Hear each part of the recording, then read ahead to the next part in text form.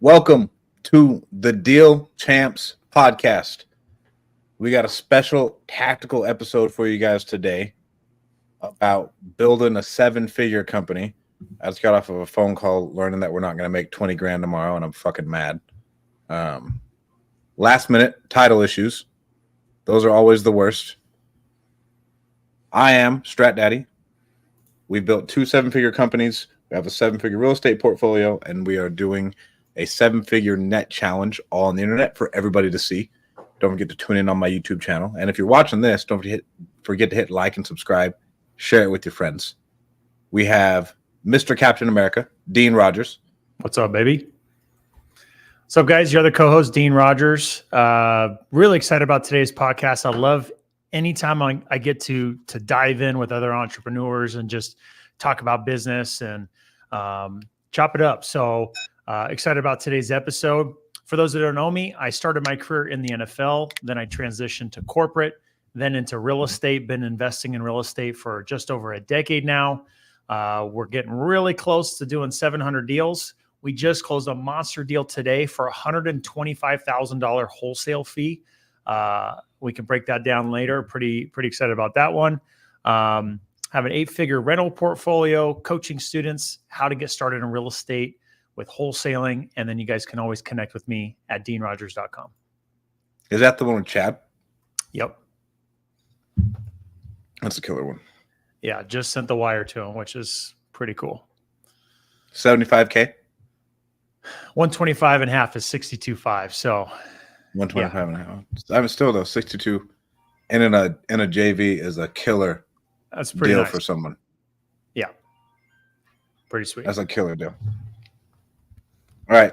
What do we have? I'm using my phone as my webcam to combat the Obama internet today. So what are we using as far as AI in our business is one topic. And then we're diving into the 7-figure stuff. I think for AI, and Shanae's probably watching this, this is where we simply could improve if they implemented this one AI bot from an outside company that I think is really, really good to where, because we have so many leads, and you'll run into this, Dean, with OmniDrip, we have conversations going on all day, every day, which makes it a lot harder than I thought it would. Yeah. We'd say we have a couple thousand leads in there. You got to be on top of the responses, right? Bro, you have to be fucking on top of the responses. And so if you had an AI bot who could respond and take that conversation where you need it to be, that would be a lot easier to where Simply is just not built for that. They have an AI bot, but it's not built for that. But the closest thing to AI we have is the drip campaigns. It's coming. It's coming. They're working on it. So I know that I've seen examples. I have no doubt that Sherrod is not working on it. I have no doubt that they are not shipping product right now as we speak. Yeah, he's working on it. So what else do we use their AI call automation, AI call summary though. That is a game changer. It's fucking amazing. It's worth it. Is it? It's worth it. Yeah. We haven't used it because we have our leads manager listening to every single call, and she summarizes, the notes that we took. And then she, as a part of listening to that, she then follows through with like supporting it moving forward and kind of way better helping admin. It's $149 a month for unlimited. It'll summarize every single call. It gives you every single takeaway and next step. All she does is click a button, and then she doesn't have to listen to anything. It'll so this is actually this is a really good conversation. So here's where I like that, and here's where I don't. Okay, when it comes to AI summarizing a meeting, summarizing a call, summarizing something I didn't hear myself, can it pull out and take away some key topics and check box type things? Yes, you would expect it to, right? Where it wouldn't necessarily pick up, and where I think having someone listen to it is actually going to continue to be an advantage, and where you spending $149 a month gets you almost all the way there by me investing the time with having somebody listen to the calls. They might pick up on that one thing the seller said in a certain context or with a certain level of emotion or something that we need to stay clued in on, right? I don't think it needs to be binary, but I think it's still 10x your person's output. That I believe, and that it gives you a transcript of the call too, minute by second. Yeah. And so you can go to like, hey, at this point they said this, at this point they said this, at this point they said this, to where even if you still want your person to do that, that just gives them 10x the output to be able to do it and be more on top of it and get more done during the day. So now they can move on to another task, and it increases your profitability. What might be good is to do the summary and then to see where in the conversation they were talking about the motivation and go replay that call and listen to that. So one thing that in Resimply, I'm going to message Sherrod right now, is when you're playing back the calls, it doesn't say what second you're on the bottom. Yeah, you notice that? With the AI summary, it helps you. Yeah. It'll give you a sense of where it's at in the conversation, right? Okay. I'm going to write that note to him. So you jump into the next thing. Pay for the 149 summary. I should probably do it. It's worth it. It is, it's amazing. And now I don't take notes. I take very little notes because I know I can have a transcript and I can have an AI summary. And so that just allows me to like think about the seller, and I just like write down little points, but I know that entire phone call is recorded. I don't have to worry about notes. I don't have to transcribe anything, and bam, it's there. And to where now the dispositions person can just look at it, read the notes, see what's going on. Awesome. Okay, I'm good to go.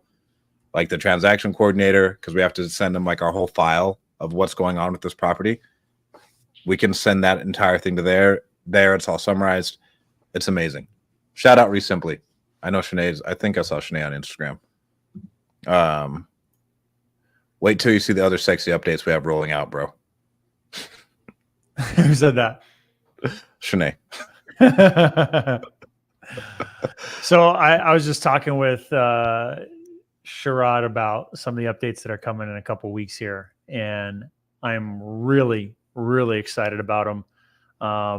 Yeah, it just keeps getting better and better, man. So I'm excited for it. Yeah. What else am I using as far as AI? The AI call summary. If we don't use their Chat GPT bot because we have so many coming in that are so dynamic, it's not built for that yet. Like you'd have to be pretty smart in order to adapt, and they haven't had the time to build it out. What else are we using AI for? I use AI to help me with my writing. I use it just to like check my grammar and help me come up with like different phrases, because I am trying to work on my writing. Which one are you using for that? I pay for ChatGPT, like whatever their they do grammar checks and all that stuff too. But I use it for everything. Today I was like, okay, because I was like, I heard this word cacophony the other day. I was like, okay, so I think I understand the context of this. But I posted, it was like what is that? I was like something like the cacophony of stupidity and idiots that are real estate agents is beyond me, right?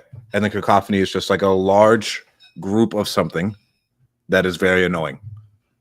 That's what I think of real estate agents most of the time when we're dealing with them at mass and you don't have any relationships with them, right? And so like stuff like that, or helping me add in better metaphors when I'm writing, because I'm trying to work on that, of like you cutting it down and adding it and doing better storytelling that creates a picture in someone's head. Yeah. And so it can help you with that. Yeah. I'm going to be doing this right now because my social media, I'm going to be changing a lot to have more storytelling in it and less about the talking head videos, more about the storytelling. So what I'm going to be doing is helping use ChatGPT to help prompt it to tell me, hey, what's a good description for this? What's a good caption for this? What's a good title for this? That way, I'm not as stagnant on it.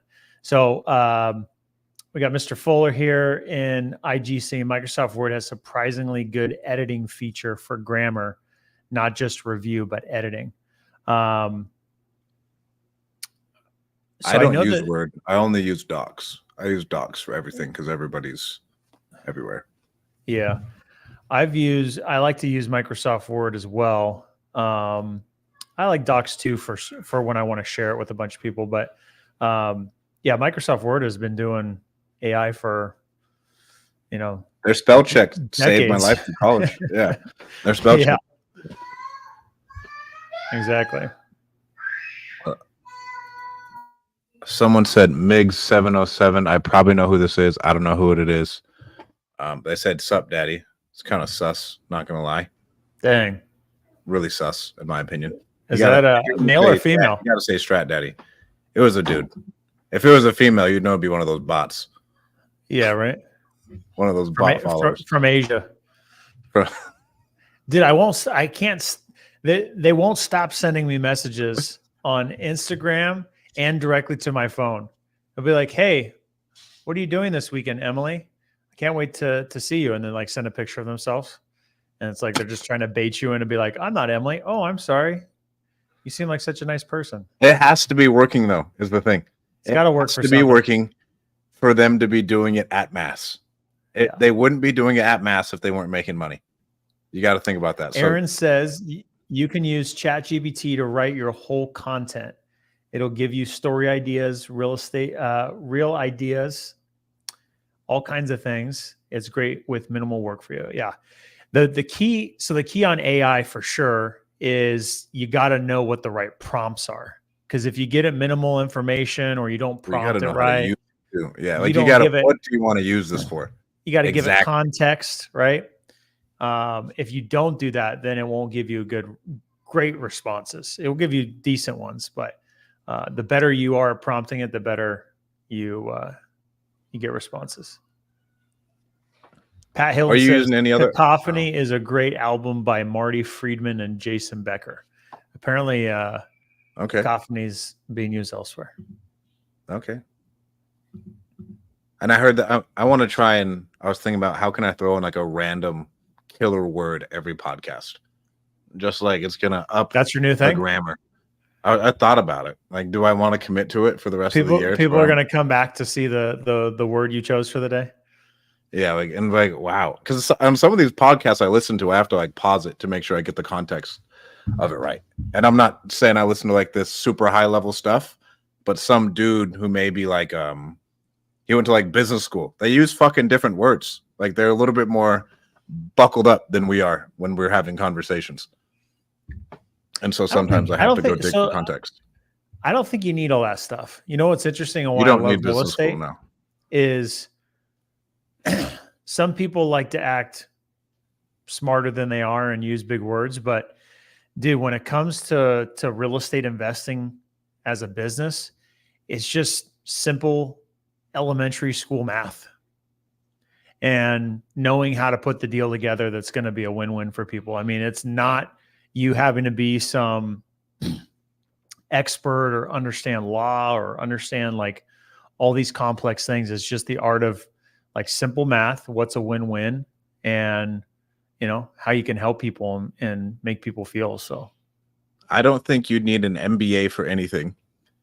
I think when school gets involved is when it's like science as a business. And then it's like, oh yeah, you should probably know a thing or two about fertilizer before you try and jump into a fertilizer company.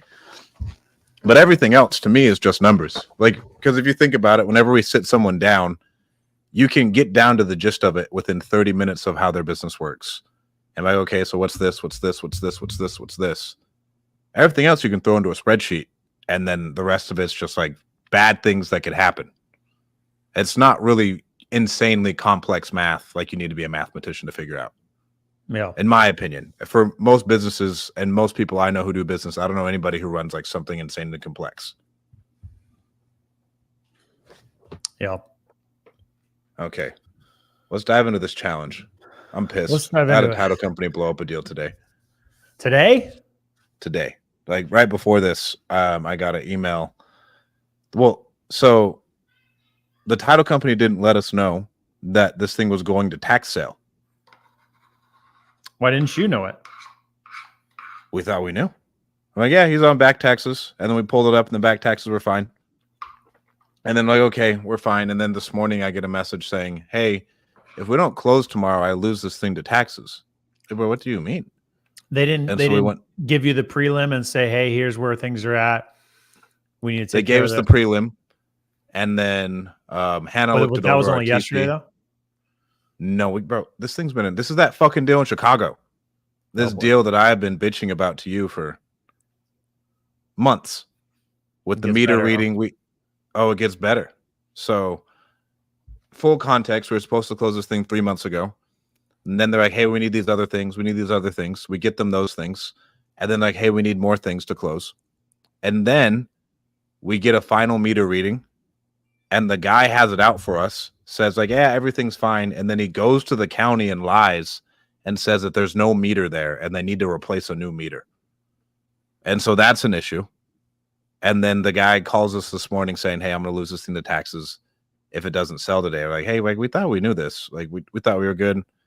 Ends up, it's not going to happen. And the title company's been a pain in our ass lately. Like, if you want to put up $11,000 to make like $17,000, you can do it. I was like, numbers.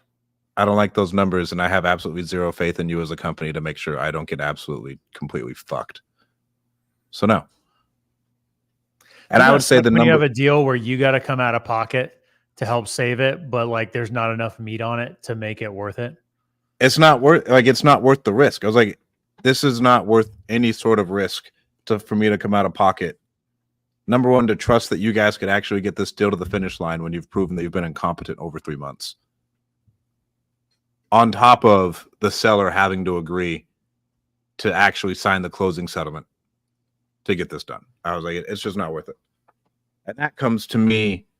I think the hardest part about the nationwide stuff is really like relationships and finding good vendors to work with.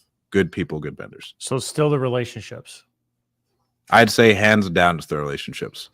Because like the buyer stuff gets wonky in some areas. I was talking to a dude who disposed a lot of stuff in Tampa.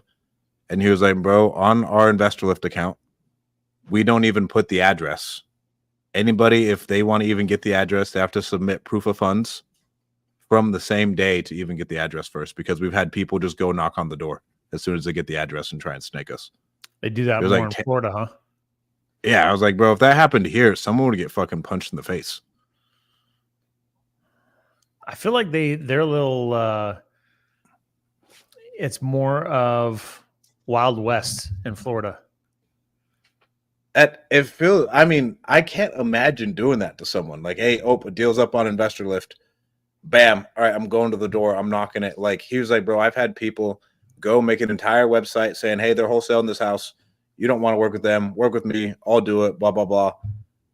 And he's like, and so we have a very, very intense buyer qualification program in order for our stuff to even get sent out. That sucks. And we ran into it a lot on investor lift, where I'd say 60% of the buyers were wholesalers when we sent it out. Yeah. And so it's not having like those really built-in relationships, but that's why Novations makes more sense anyways. When you put it on the market, it's, for me, you don't have a bunch of dumbass wholesalers putting stuff up trying to So let's talk about that. Let me hear your process right now when it comes to dispoing your deal, because you're wholesaling all these deals, right? Wholesale or novation. This one we should have gone for a novation, but as I'm thinking about it, I thought the numbers were good. We got feedback we have it at 305. We had someone at 315 that everything blew up, but I was like, it's a thin one. But now the dude's saying he doesn't want to close until November 30th. If I would have known that, I would have just done an ovation. Priced accordingly.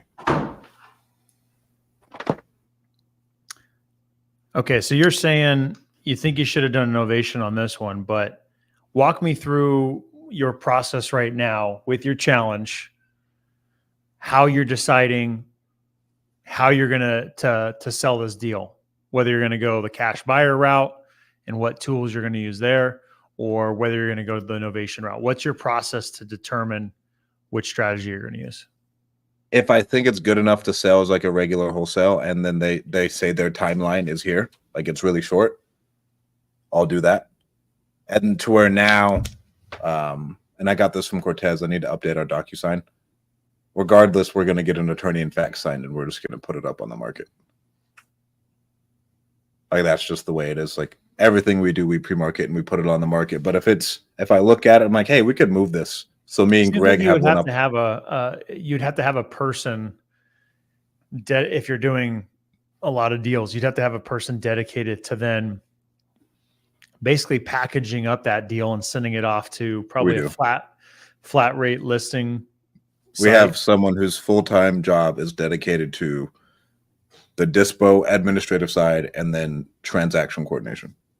That's all they do all day. Is they're on the phone with the sellers, coordinating photos, packaging it up. We like to get stuff out like 1 or 2 a day if it's coming in like that. And then that makes it easy. If it's going to be flat feed, we can wait a little bit. We'll send it out regularly, and then we'll send it for a week. If we don't really get any bites, then we'll just put it up on Investor Lift, on the MLS. Okay. And then it goes to, if it's regular wholesale, it goes up on Investor Lift, and it goes to all of the local Facebook groups. And then all of the local realtors get texted through, we pull everything out of Investor Lift, put it into Resimply, and text all the God mode buyers in the area. And then obviously like all the Artemis stuff you can do. So you send text messages all through Resimply? Mm-hmm. Okay. You send any emails out through there too? I don't send any emails out through Resimply. I guess we could, but I'd want to switch up my domains. Yeah. So you could get spammed easy. That's true. You take all your buyers that you connect with from Investor Lift, and you then add them into Resimply. So all the buyers who we connect with regardless go in Resimply. But when it's a new batch of some area, all of the realtors in that area, we actually use Auto MLS too. Shout out Brad Mortensen. We'll pull all of the agents in that area, and we'll send out a big mass text to them. And then from there, how's that working? We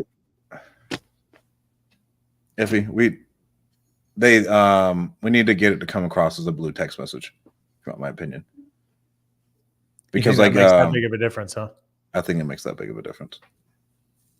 Because like a lot of them are like, oh, I don't want to work with you. It's not on market. You know, like realtors are just kind of weird. Yeah. And I could dive in more to that because our girl who does that admin stuff, she built that out for us. And I haven't really approved it. I was like, hey, we use Auto already. Use it for this too. And we implemented that like a week ago. And then we'll go inside Investor Lift in God mode, and you just pull all the buyers within a certain radius, and then you send all them text messages inside Resimply.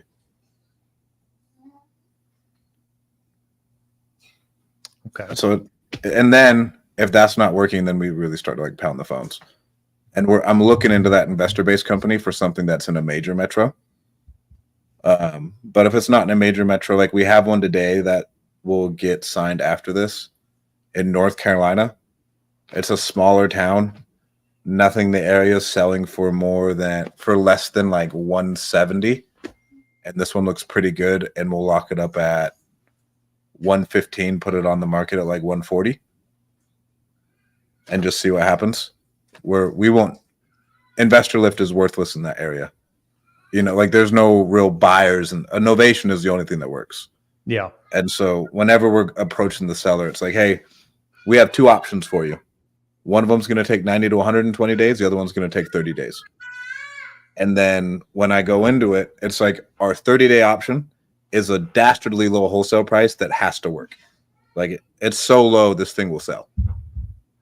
And then our novation price is just our regular wholesale price. Mm-hmm. So regardless, we get an extra couple, I'd say 10% by putting it on the market if we didn't. But if it's in like a semi-rural area, we'll just tell them like, hey, this is what we're going to have to do. We'd rather just partner up with you on it because we wouldn't be able to move this even if we tried. And then we just go into the novation pitch. So let's talk about, I kind of want to pick apart the novation process. So when you get a deal and you determine, all right, we just got this deal. We want to go list this on the MLS, put it in front of more buyers? It's likely because you said it's not a major metro and probably not as many buyers. Is that the main reason? Yeah. Even if I went for one in Florida to where I may have negotiated myself out of it, even if it's in a major metro, I'm going for it. We'll still have like the same price, and then I'll still just give them the same pitch. So like you'll still have our wholesale price super, super low, and then we'll have our novation pitch that's at a wholesale price, and then they can choose. And then a lot of people are like, oh, I just want the one that's more. I don't care. And if I personally think it'll sell within 30 days, I mean, like honestly, one of them we just have to pre-market it. We're gonna collect a spread on top. The other one, you get it in 30 days, but it's gonna be less. Which one do you want? We just go from there. Okay. So you determine you're going to put it on the MLS, and then you're going to get all your pictures together. You're going to put a listing description together, probably not a big long one, something investor special, something like that, right? Cash sale. Unless it's good. We have one in like Wiki-Washi, Florida, to where it's not necessarily. Is that a real place? Special. Yeah. Wiki-Washa? Wiki-Washa or Wiki-Washi, one or the other. To where that one will being more than likely like a true novation. Okay. We've definitely done those. I'm curious. The reason I'm so curious about the novation for finding investors is because I can see that being really effective. I just haven't done it that way. So if you're marketing to cash buyers, quick sale, having a description like that, putting on the MLS, you're using a flat listing service. What are some of the flat listing services that you know of? We've used Become and Brokerless. And there's one other one. We've used like 4. Become is okay. They're honestly all okay. If I was Robert Wensley and I thought I was losing market share in my company, I would just go buy all those little flat fee broker companies and integrate them into InvestorLift. Because they're very unsophisticated, they don't work very well together. And then he can have the best of both worlds without losing his market. And then like he can have some proposition to the buyers and to the wholesalers. To me, it's like a no-brainer. But I don't know because you see people going to the flat fee no broker services because they want to test out the MLS and see if they can get it. Now, would that bring a bunch of unnecessary liability to InvestorLift because of just dealing with realtor associations and stuff? Possibly. Yeah. But the realtor is the one who takes it on. The realtor is the one who takes on the risk. So is there an actual realtor who takes on that flat listing? Yeah, there's an actual realtor who takes on that flat listing, and we just take all the calls. It's not like it's just automated and published to the MLS. An actual realtor then contacts you and works with you to get it going? No. One in Illinois, he did, and I didn't like it. I was like, we just want to deal with the buyers. You don't need to deal with the buyers. Because he's like, whenever I take these, I go and I negotiate for you. I'm getting a percentage point out of this. I want it to be like worth your money. And I was like, bro, I don't care. Like, we do business a certain way, and go keep making money. Like, we already have like everything set up. We don't need you to go out and negotiate on our behalf. To where, because like when we did. So you can speak directly to the buyer's agents yourself? Yeah. We speak directly to the buyer's agents ourselves. Okay. And then are you factoring in that you're going to pay that buyer's agent a commission? Yeah. We factor in 2%. Okay. We'll pay them 2 points. Because some places you can't, no. Right? No, we do not put it in our listing. They just ask, and we tell them 2%. They'll come out right away and just ask. Yeah, there's like, what do you want to pay me? Like the other day, I had to talk. Kalani has a double ear infection, so she's been talking to a bunch of these realtors, and she was like, "I see 2%. Will you do 3%?" I was like, "If you get them to this price, I'll give you 3%. If not, I'm not doing 3%." She's like, "Okay," and then she called me back the next day. She's like, "Here's what I got them to." Right, so like I don't really care, especially on these lower price pointed ones, it doesn't make a difference. When it gets to the higher price pointed ones, it can kind of blow up the numbers. Like 1 percentage point can really blow it up. I find that interesting with realtors that they will just flat out, they're not even interested in the property. They're just like, well, what are you going to pay me? Yeah, they're just like, okay, so you can for sure pay me another point. I was like, I'll for sure get you another point. I'm not going to get anything in writing. If you get there and you get this thing to the price we want it, whatever, we'll get whatever you want in writing. And then they came back. She's like, hey, I could only get them to like 305. And I think we were at like 317. I was like, and that kind of kills our profit margin for us. But if everything else falls through, we'll reach back out to you. Excuse me. But we talked directly with the buyer's agents and with the buyers. Like we have one in Illinois to where a buyer's agent came in. This thing's worth fucking 50 grand. And he was like, I do 3%. I was like, okay, it's like $500 between like 2% and 3% or whatever. I don't know what it was. And I was like, all right, so you guys good to go? Like, I don't have to like shop this anymore. He's like, nope, I've done this before. I've been in real estate. Like, I know what I'm doing. And I was like, okay, we'll pay you if you can make sure this transaction goes smoothly. And it went smoothly. So I was like, I don't care. And so if you can find a good realtor, they're worth their weight in gold. I'd say finding the good realtors is the hard part. Shout out to Rich Wonders, because I think he has 90-something deals on the board, novation-wise. Finding that many, like finding that many realtors, I can't even imagine, bro. That sounds like a lot of work. Not to say that it's not worth it, but the thought of like prospecting for realtors to help me, I've seen it. I've heard people talk about it. Shout out to Gregory on IG. What's up? He said, "What's up, boys? What's up, Gregory? What's going on?" Yeah, man. That's we've done it. And where did we do it? We did it in Maine, in Bangor, Maine. Like we went through this whole process, and to me, it didn't feel worth it. And then we did another one in Belleville, Illinois. And just like getting these people to answer their phone, and obviously it's on our side getting the sales pitch down. Because the reason Rich does it the way he does is because he gets them to bring in their buyers too. And like he'll pay a full 6%. And then on some of ours, me and Greg have one in New York. And I posted about this today. Agent out there is crushing it, and we are paying him 6%. But he's, again, worth his weight in gold. Yeah.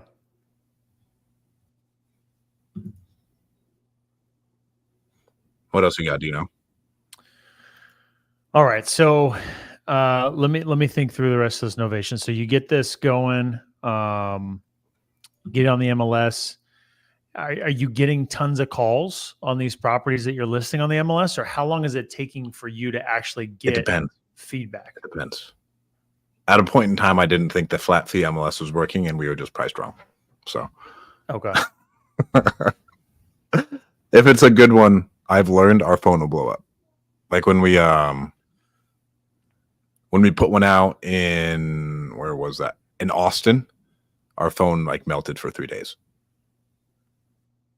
Like it was priced right. We had it at 180.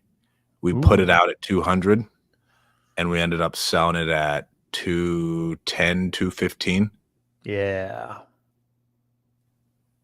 And to where like I could see that could be like in a metro like that, where it's super hot, like in a metro, money, lots of investors.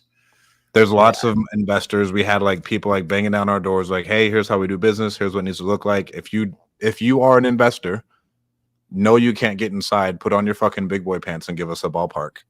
And then if it is worthwhile, then we'll get you inside. If not, and you can't do that with the traditional novation, right? With like a regular homeowner, like they want to go see it, unless it's just priced amazingly. Because most of these things, and we use, so if it's a really, really good novation and we think we need to put it on the market, we use Home Jab for our photos. If it's like a regular like cash transaction. So what's the Home Jab all about? They like edit the photos and make it look all nice. Like an actual listing. Okay. Whereas I went with investor boots who we use to get all of our photos nationwide. It's someone going through with an iPhone and they're just giving us the gist and like 4 videos. So we'll get probably 50, 60 photos with 4 videos. To where if it's a listing like the one in Florida, we're like, okay, we're going to use Home Jab. And the difference I think is like $200, $300. And so, when you're doing 4 a week, that can start to add up a little bit as far as cash outlay. Mm-hmm. And so it's like, okay, what is it? What is it worth? Awesome. So guys, this one looks like a traditional innovation. We have to do Home Jab. Or if it's just a regular cash deal, we don't usually do it. So the flat listing, I hadn't thought about asking this until now, but I guess it's relevant. You're paying that fee regardless of whether you sell it or not, right? Which fee? Like just to list the property, right? Oh yeah, bro. Regardless, it'll probably cost me $500 to sell a property. Yeah. Because I have $50 in investor lift credits that we'll use to market it properly. We're going to pay $100 to $400 in the flat fee. We're going to pay probably $50 in text messages in credits. Mm-hmm. Mm-hmm. And then we're going to pay another $100 to $200 in photos, maybe even $300 to $400 in photos. So I personally don't throw a contract at just anything. We want to make sure it's priced accordingly because there's a lot of effort that goes in on the back end to get that thing moved. And that's why we quit going after smaller stuff. Because if you're going after $10,000 assignment fees, your $10,000 assignment fee can get whittled down really, really fast.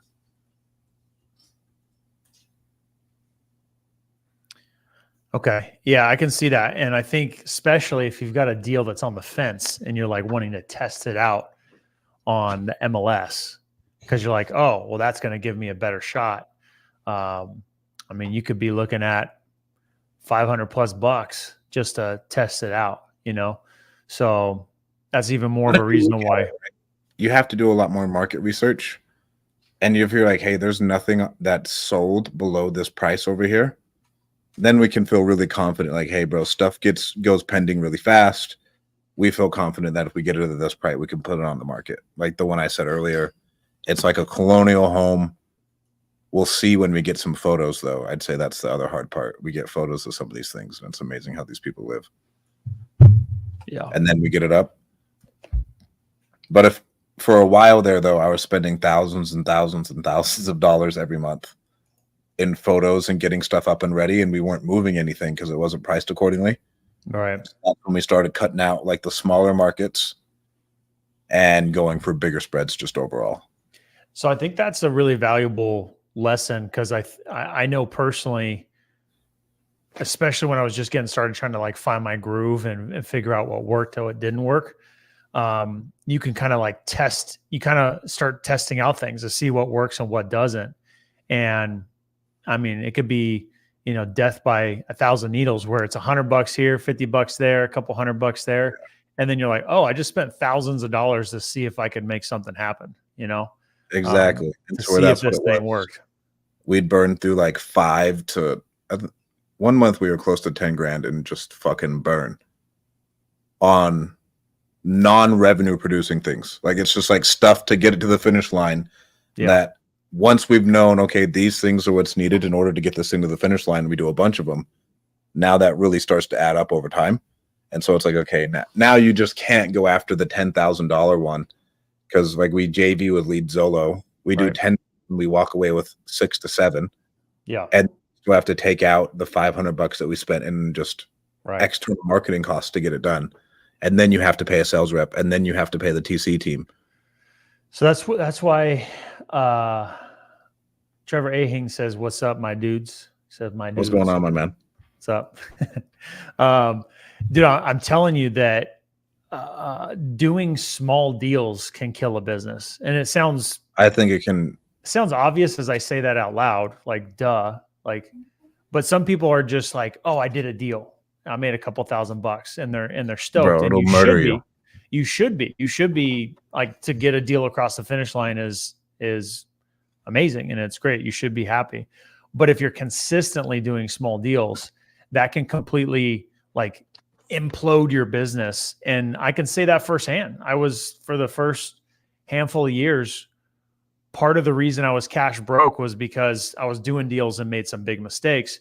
But another part of that, as I continued to scale and push doing more deals and everything, the deals weren't big enough to leave enough left over after reinvesting it into the next deal. And the operation. You have to build so much infrastructure to do a bunch of small deals. Yeah. And what people don't realize is that the infrastructure costs a lot of time, effort, and money. Yeah. And that's what I learned. Because if I want to do, and I saw Dean's KPIs and I was like, fuck, I'm doing this wrong. That's really what the deciding factor was. Fuck, Dean made $400,000 this month. We put on the books 70, and we had 2 times the transactions. And so I was like, okay, so no, and his team was smaller. Your order was similar sized. I was like, okay, so for all of that effort and all the things that we have to get going, how many transactions do we have to get there, and what does that team look like? If we're going to keep that up, we'd have to have an enormous team, and that monthly outlay and overhead and management would be no fun. To where that's why I think if you can get on the semi outskirts of major metros and you can still get good rips, that's where I'd want to be. You don't necessarily want to be in the heart of the metro and you're death by 1,000 cuts. You're doing small deals in big markets. You want to do big deals in solid markets and go for at least a 20K spread. If you can't go for a 20K spread, it's more than likely not going to be worth it, because when you shrink it down to that 10 and you're unsure, odds are the market's unsure too. Yeah. And the market is going to make you pay for it. That's a good point. Yeah, I've heard a lot of people over years say, I'm not doing a deal unless I make X, right? For me, it's I'll do a deal if I'm making a couple $1,000, but that's certainly not the average. It's not the normal deal. I'm not going to step over or walk away from money unless it's a really hairy, just obnoxiously difficult, time-sucking deal. Then yeah, it's not worth it, and let someone else deal with that headache.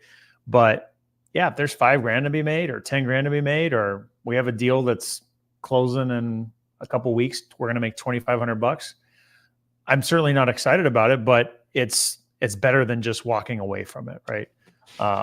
So we've had to develop the muscle of dichotomy, right? Because I've been okay, no, don't do it. To where now it's okay, don't shut them all off. Yeah. But at the same time, we could lock up so many onesie twosies, it gets clogged up really fast. Yeah. Is the issue. 100%. We could lock them up and have a bunch of $2,500 to $7,500 pops. But then you never know if they're going to get to the finish line because you're doing nationwide, and you got to make sure it does get to the finish line. Where in California, if I was in Fresno, yeah, bro, I know my numbers 100%. We're in this market day in and day out. This makes sense. When you are in Weeki-Wachee, Florida, and it's on 1.5 acres, but it still looks good, and you're kind of judging Florida. It. Yes, and it's very wishy-washy. Then it's a different story. And then you multiply that across 20 to 30 a month, then it gets really weird. So what I'd love to end with, just because I got a time crunch here myself. Let's recap in 3 minutes, a minute each. What's the good? What's the bad? What's the ugly? So we're working through your challenge, $0 to $1 million, right? We've been at it how long now? Bro, 4 months. 4 months. And we'll have 100K on the board after this. So it's been a grind for nothing, and so many terrible lessons learned. But that's the reality, though. I think it is the reality. Could you get to zero to $1 million in 6 months? You certainly could. Right? If I would have picked LA, I think we probably could have hit it. And I think that's a super valuable point. We can unpack that later, but let's break down in a summary version of what's the good, what's the bad, what's the ugly.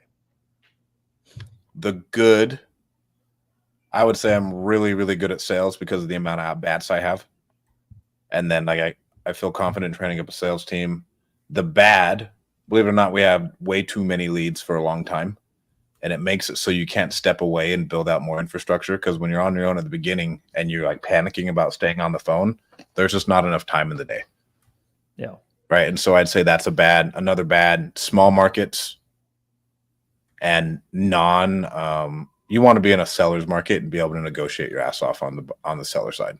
So I would rather be in like a hot market and me be a good negotiator so I can go in and cut someone at the kneecaps and buy a good deal rather than having to sell my ass off to a buyer, because the buyers are a lot more savvy than the sellers would be. In my opinion, like a buyer does this every day and he's going to fucking grind you down to nothing, to where you can win more on the sell side because you buy houses every day. That seller doesn't sell houses every day. That's just the plain simple fact of it. Yeah. And then what's the ugly, I'd say, is the lack of relationships that you do not have across the country with number one buyers. Dean is great with buyers here in Central California, to where like the Florida stuff where I talked about that. And then lack of like great relationships with title companies. I wish I had Dana Bustamante who could handle all of my transactions. Right. Because like the amount of nonsense that we have to deal with these people and like get them on the phone and then like, hey, I don't like these guys because of this, this, and this. I can't get an answer to an email and it's been 3 days. You'd be amazed at how many, even though they're incentivized to just get this deal to the finish line so they make money, most people are not that way. Yeah. Is that everything? Good, That's bad, everything, ugly? man. Yeah. Awesome. All right, good guys. stuff. Thanks for the update, man. Of course. Don't forget to hit like and subscribe, guys. What else do we got? Oh, we may have a boot camp coming up. Quite possibly. I'll tease it here. We may have a boot camp coming up. It's September. Fuck. It may be in a month. We're gonna make a decision on Monday. We're close. Whether or not we're gonna do it. All right, guys. I will talk to you soon. Peace. Peace.